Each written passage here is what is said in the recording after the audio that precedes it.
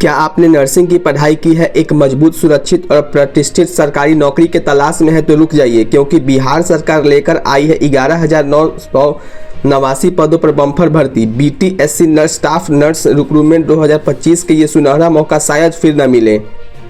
इस वीडियो में हम आपको बताएंगे कब से फॉर्म भरना है, कितनी होगी सैलरी, कौन कौन अप्लाई कर सकता है और सबसे ज़रूरी आपका सिलेक्शन कैसे होगा। तो वीडियो को पूरा जरूर देखना, एक सेकेंड भी स्किप मत करना, वरना सरकारी नौकरी का ये मौका निकल सकता है हाथ से। नमस्कार दोस्तों, स्वागत है आप सभी का आपके अपने चैनल सरकारी अपडेट पॉइंट पे। मैं आनंद चौधरी। इस चैनल पर हम लाते हैं हर सरकारी नौकरी की सबसे तेज और भरोसेमंद अपडेट, वो भी आसान भाषा में। अगर आप पहली बार आए हैं चैनल पर तो सब्सक्राइब जरूर करें और बेल आइकन दबाएं ताकि एक भी सरकारी मौका आपसे न छूटे।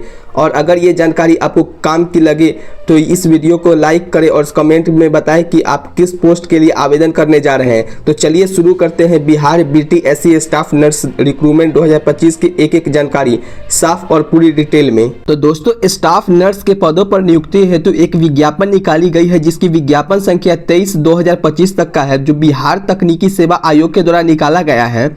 इसमें कहा जा रहा है कि स्वास्थ्य विभाग बिहार पटना के अंतर्गत स्टाफ नर्स के रिक्त पदों पर नियमित नियुक्ति हेतु सामान्य प्रशासन विभाग बिहार पटना के माध्यम से प्राप्त अधियाचना के आलोक में सुयोग्य उम्मीदवार जो भारत के नागरिक हो से विहित प्रपत्र में आयोग की वेबसाइट इतना पे दिनांक 25/4 से लेकर के 23/4 तक ऑनलाइन आवेदन कर आमंत्रित किए जा सकते हैं।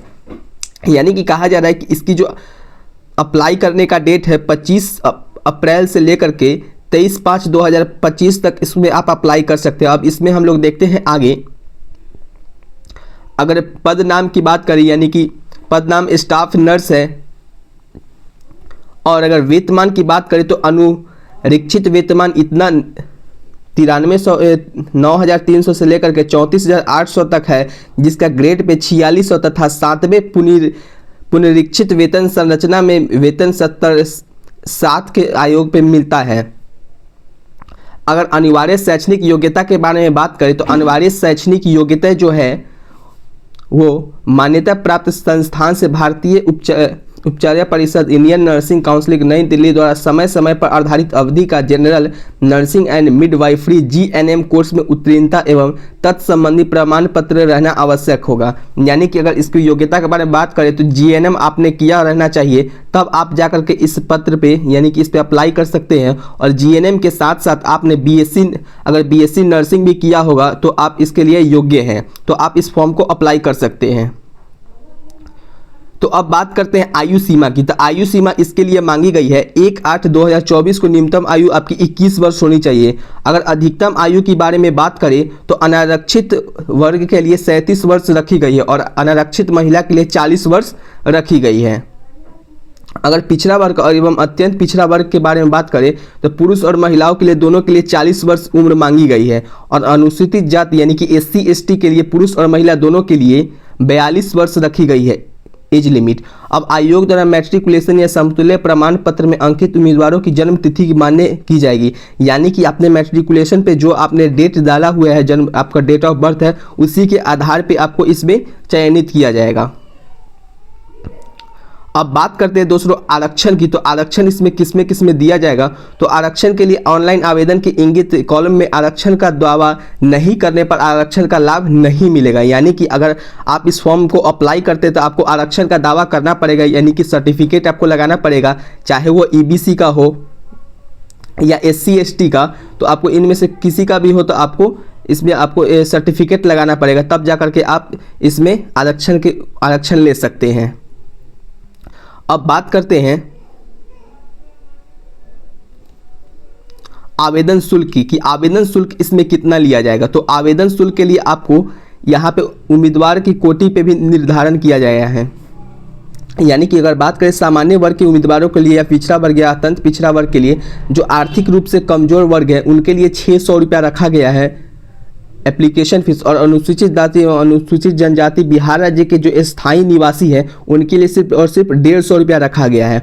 और अनारक्षित वर्ग के महिला उम्मीदवारों के लिए बिहार राज्य के जो स्थायी निवासी है उनके लिए भी 150 ही रुपया रखा गया है। लेकिन जो बिहार से बाहर से आते हैं उम्मीदवार, चाहे वह किसी भी वर्ग के महिला हो या फिर पुरुष हो, उनके लिए 600 रुपया रखा गया है। यानी कि अगर बात करें तो जनरल ईबीसी या ओबीसी के लिए जो भी आते हैं यानी कि अदर स्टेट वाले हैं उनके लिए 600 रखा गया, और जो बिहार के भी है जो ईबीसी या फिर ओबीसी में आते हैं उनके लिए भी 600 रखा गया है। सिर्फ एससी एसटी के लिए हमारा 150 रुपये रखा गया है।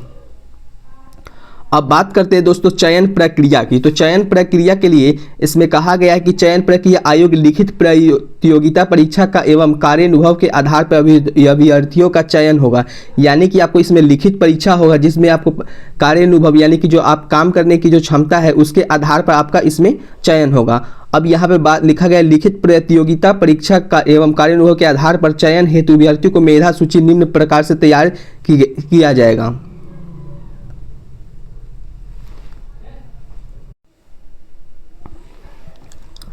फिर कहा जा रहा है कि लिखित प्रतियोगिता परीक्षा यानी कि सीबीसी यानी कंप्यूटर बेस्ड टेस्ट आपको यहाँ पे लिया जाएगा, जिसमें कार्यानुभव प्राप्तांक बिहार राज्य के अंदर अवस्थित सभी सरकारी गैर निजी केंद्र सरकार नगर पालिका संस्थानों पंचायती राज संस्थान इत्यादि स्वास्थ्य सुविधा केंद्रों अस्पतालों में स्टाफ नर्स के पद पर संतोषजनक कार्यानुभव के लिए प्रतिवर्ष 5 अंक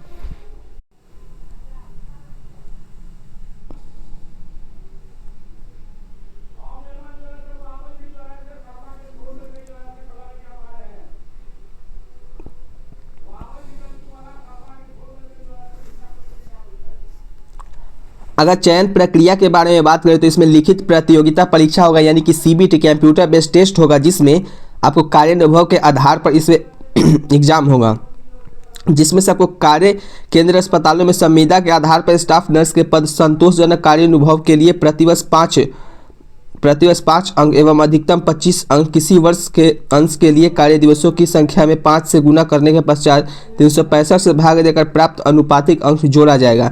यानी कि आपको 25 नंबर या 75 अंक का परीक्षा होगा, जिसमें से आपको 25 अंक लाने पड़ेंगे इन दोनों में। अगर कुल अंकों की बात करें तो 100 अंक होगा।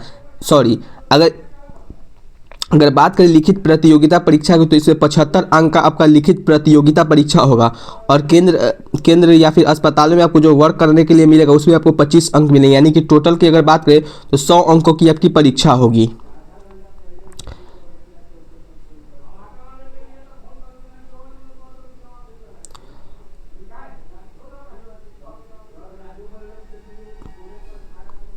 अगर महत्वपूर्ण निर्देश के बारे में बात करें तो ऑनलाइन आवेदन पत्र में योग्यता आरक्षण कार्यानुभव से संबंधित प्रमाण पत्र अंक पत्र यथा मैट्रिकुलेशन का मूल प्रमाण पत्र आपके पास होना चाहिए।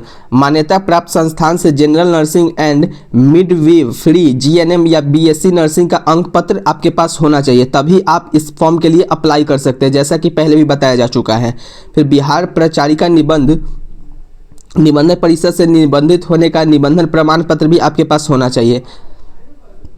तो दोस्तों ये थी आज की लेटेस्ट जॉब वैकेंसी की जानकारी। अगर आपको वीडियो उपयोगी लगा हो तो इसे लाइक करें और अपने दोस्तों के साथ शेयर जरूर करें, ताकि उन्हें भी इसका फ़ायदा मिल सके।